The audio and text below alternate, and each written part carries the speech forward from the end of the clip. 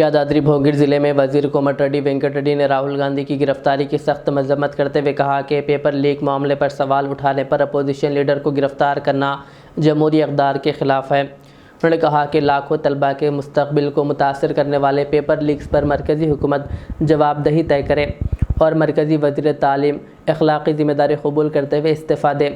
कोमट रेड्डी वेंकट रेड्डी ने इल्ज़ाम लगाया कि गुज़िश्ता 12 वर्षों में मुल्क भर में 152 से ज़ायद इम्तहानात के पेपर लीक हुए, जिससे तलबा और बेरोज़गार नौजवानों का मुस्तक़बिल मुतासर हुआ।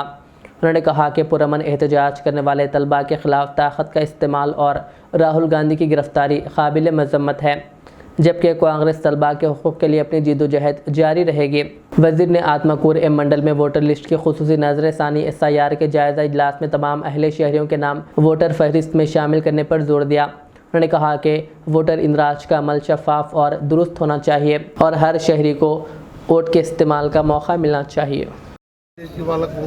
అంత ఫామ్స్ ఫిల్అప్ చేయడం కానీ ఇవన్నీ చేస్తున్నందుకు నేను కూడా అభినందిస్తూ నేను కాంగ్రెస్ పార్టీ తెలంగాణలోని కాంగ్రెస్ పార్టీ నాయకులకు కార్యకర్తలకు ఇది ఒక BLA పనే కాదు, మీ నాయకులు కూడా ఎలక్షన్ క్యాంపెయిన్లో అందరూ కలిసి జట్టు కట్టి ఏ విధంగా ఉంటారో ఆ విధంగా ఉండి మనం మెజార్టీ మన రాష్ట్రంలోనే కాంగ్రెస్ పార్టీ కార్యకర్తలు ఆదర్శంగా ఉండి 95% పైన బయట ఉన్నాయి. ఇంకా 8 రోజుల సమయం ఉంది. ఈ సర్ కార్యక్రమంలో మన పార్టీని పటిష్టం చేసుకునే అవకాశంతో పాటు ఓటు హక్కు అర్హత ఉన్నవారు ఎవరు ఓటు కూడా మిస్ కాకుండా చూసే బాధ్యత అధికార పార్టీగా మన ప్రభుత్వం మీద మన పార్టీ మీద ఉన్నది. ఇది ఒక వన్ చెప్పాలంటే రేపు వచ్చే ఎలక్షన్లో 2029లో మళ్ళా మా పార్టీని అధికారంలోకి వస్తుంది.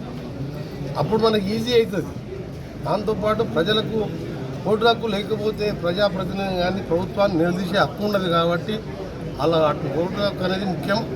ఆ ఓటు హక్కు కోసమే ఈరోజు ఇది ఎన్నికలు ఇవన్నీ తర్వాత సంగతి. మేము చేసే కార్యక్రమాలు చూసి ప్రజలు మళ్ళీ ఆదరిస్తారు, కానీ ఈ ఓటు హక్కు కోసం ఇంకా 8 రోజులు మా కార్యకర్తలు కష్టపడి పనిచేయాలని యాదగిరిగుట్ట నెంబర్ 1 స్థానంలో ఉన్నందుకు ఇప్పటికీ అభినందిస్తూ వీళ్ళందరినీ కూడా ప్రధానమంత్రిగా రాహుల్ గాంధీ గారు వచ్చే టర్మ్లో కావడం ఖాయం. మొన్ననే పోయినసారి తక్కువ మెజార్ 30-40 సీట్లతోనే మన కూటమి UPA కూటమి ఓడిపోయింది.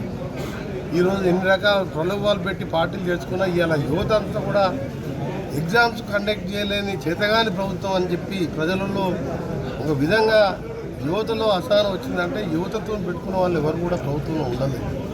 18 నుంచి 35 ఏళ్ళ ఏజ్ ఉన్న వాళ్ళు 40% ఓట్లు ఉంటాయి. వాళ్ళు అనుకుంటే ప్రభుత్వాలన్నీ పడిపోతాయి. ఈరోజు 12 ఏళ్లలో 152 ఎగ్జామ్స్ లీక్ అయినాయి పేపర్లు అంటే ఎంత అర్థమో ప్రభుత్వం మీరు అర్థం చేసుకోవాలి. తప్పకుండా ఇవాళ రాహుల్ గాంధీని మీరు కొట్టినా అరెస్ట్ చేసినా ఆయన భయపడకుండా ప్రియాంక గాంధీ కూడా తోడైంది. ఇప్పుడు పార్లమెంట్లో 99 మంది ఎంపీలతో పాటు సమాజ్వాదీ పార్టీ కానీ వీరందరూ కూడా ఉండి వచ్చేది మొత్తం మళ్ళా UPA ప్రభుత్వం. తప్పకుండా UPA ప్రభుత్వంలో ఆ రోజు ఉపాధి హామీ పెడితే ఈరోజు దాని పేరు మార్చి కూలీలకు 2 పూటలు అన్నం పెట్టేదాన్ని 40% రాష్ట్రం పెట్టుకోవాలి, 60% కేంద్రం పెడతారు.